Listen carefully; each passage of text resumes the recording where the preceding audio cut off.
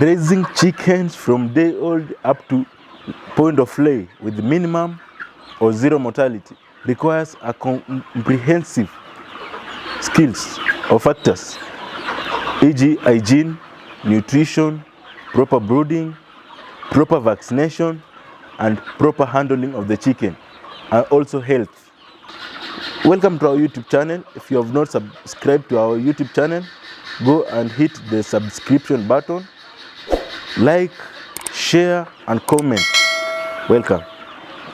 So today, factor number one to consider while setting up a poultry farm with minimal or zero mortality from day old up to point of lay. Factor number one to be considered: healthy chicks. You have to make a market survey. Check on the source where you source your chicks from. Monitor how is the hatchery, how is the hygiene there, how do they handle their chicks. You have to do a market survey. Select your healthy chicks. That's factor, a basic factor to be considered. Another, on healthy chicks, on arrival day, you have selected healthy chicks. Your chicks have arrived to your farm. You have to have a look on them, monitor the birds, patrol, look on the birds, see, are they active? Are their navels dried? Are their eyes bright or it is shining, shineable eyes? You have to consider that. Another thing that you have to consider for you to attain this is brooding management. When I say brooding management, set up a brooder, a very, very good brooder. Place your brooder, make it curved. Your brooder should be that curved. Consider ventilation of your brooder, lighting on your brooder, your brooder space. Make sure 1 feet square per chick. That's you have to consider 1 feet square per chick on your brooder, so that there will be your chicks can move freely without squeezing. You have to consider ventilation. Make sure that the ventilation is enough so that air can circulate freely in your brooder. Check on your litter. You have to make sure your litter is always dry. When I say litter, it's either the wood shaving that you have placed on the floor. Make sure the wood shavings is 2 to 3 inches. Then you have to keep on adding or exchanging the litter to avoid it from being wet. Another thing is the source of heat in the brooder. Make sure your brooder temperature is maintained, is constant, from 32 degrees Celsius to 35 degrees Celsius, day and night for the first week. Then the second week, keep on reducing brooding temperature by 2 to 3 degrees Celsius each and every week until the birds adapt to the new environment. Are you together, class? Another thing is based on nutrition. Work on your nutrition. Don't feed your birds anyhow. For you to attain this, this is a business, and when you lose a bird, you'll have lose a lot of money. So you have to work on your birds. Make sure your birds get a good feed, quality feed. You see, quality feed, enough feed, and the feed that is secured from contamination. That is coccidia, aflatoxins. Make sure you feed your birds with quality feed. Work on feed. Feed the birds from day old to week 6. Start with crumbs, then do chick mash. Your crumbs is 20 to 26% protein.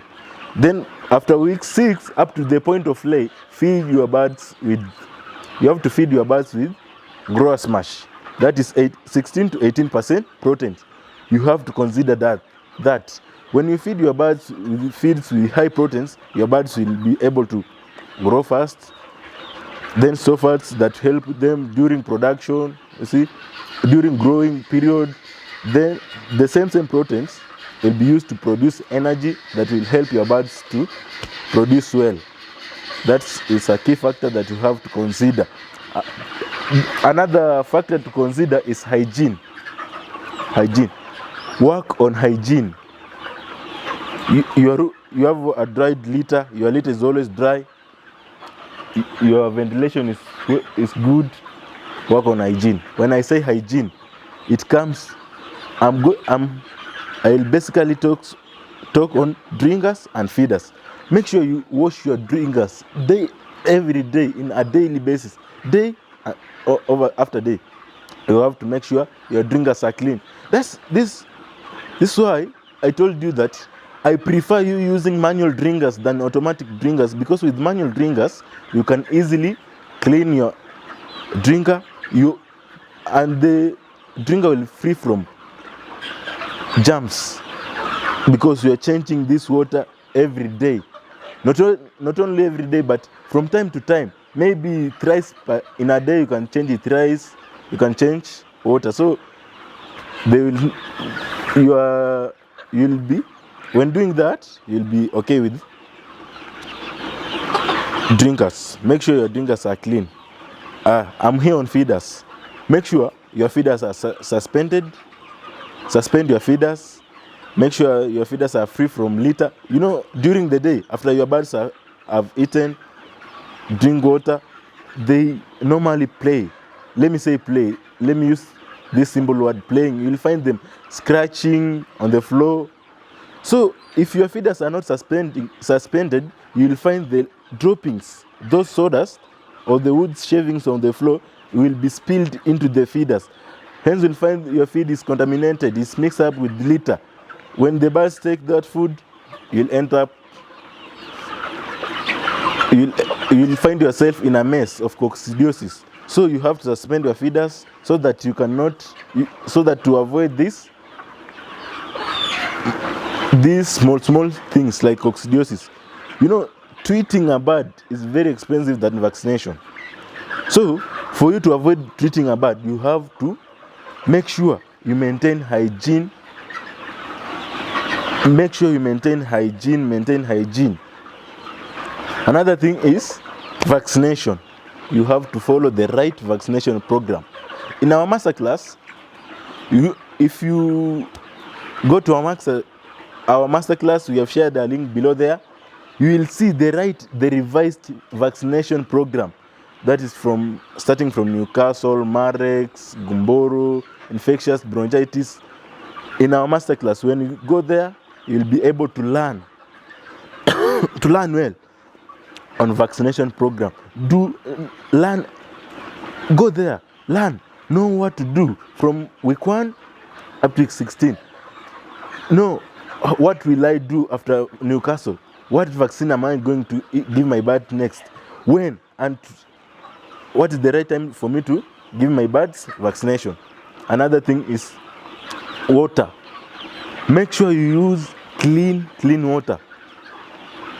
Use that clean water that you yourself can consume it, and after consuming it, you will not be harmed. That is the water that you are supposed to give to your birds. Make sure you give your birds, you supply your birds with clean water. Another thing is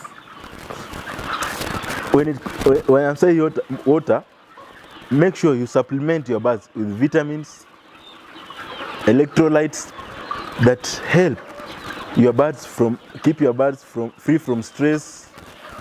Yeah. There is several vitamins that you can use, different electrolytes that you can use to make your birds free from stress. This stress might be feed change, weather changes. You have to consider, make sure you supplement your birds with vitamins and electrolytes. Another factor to consider is proper lighting. During brooding period, the first weeks, you have to provide your birds with light 24 hours. 24 hours, day and night. Provide your chicks with proper lights, day and night. There is a natural light. If natural light is not enough, that is from sun, it's not enough. You have to put bulbs so that your birds will have enough light. Okay. Another importance of light, from when your birds approaches laying period, you have to increase your lighting from normal 12 hours to 16 hours of lighting, so that it will help your birds in egg formation. Make sure you consider lighting very well. Another thing is temperature. Temperature. You have to work on temperature. Yes, you are out of the brooder. We are done with brooding. This rearing period, there's weather fluctuation. You'll find there's some days where the weather is very hot. Another day you'll find the weather is very cold. You have to make sure your temperature is that constant. Let it not that be that high or very cold. When the weather is very high, your birds will not be able to eat. You'll find them taking a lot of water and taking less food. That will affect body weight and also egg production. So you have, when the weather is too hot, provide your birds with a shade. You can use fans, place fans in the flock house. Make sure you regulate that heat. Another thing is on cold weathers, when the weather outside there is not good, make sure you supplement your birds with heat. You can use heaters. Other one, you can drop your curtains. Yes, if you have your curtains, you can drop your curtains so that you can keep your birds warm, to avoid your birds from from pneumonia. When you leave your birds with the excess cold, you'll find them with pneumonia. Another importance of temperature regulation and maintaining proper temperature. When you leave your birds with very high temperatures, you'll eventually end up killing your birds. When the weather is too hot, it increases the breath rate of your birds. You see, these birds, they are placed in a certain room. They can't move freely like that indigenous. But so make sure you take a good care of them. This is a business. You are not gambling. This is a business. You have invested. You have to take a good care of them. Another thing is culling. Culling. What you have to do, you monitor your bird. You have to monitor your birds every day, every hour. You have to have a look. Patrol. Scout your bird. Have a look. If you see a sick chicken, isolate the birds. If you see that it will not recover, I prefer you cull the bird. Culling means you do away with that sick bird completely by burning it or burying it deeply. You see, so that you can avoid the spread of the diseases. That is the key thing to consider for you to attain proper raising of layers from day old up to not only layers but also poultry farming from day old up to point of lay with zero mortalities, minimum or zero mortality. Let me use zero mortality because we are not here to make losses. And when I say minimum, it might be there, but I don't want it to be there because we are learning. I want it to be that perfect. You have to work on it. You cull the bird, do away with it completely to avoid the spread of the diseases. Another thing that you have to do is to monitor and record keeping. Monitor your birds every day. every day monitor your birds. Make sure your birds are okay. There is no any sick bird. If there is a sick bird, isolate the bird. You have to isolate the bird. Keep it away from the entire flock.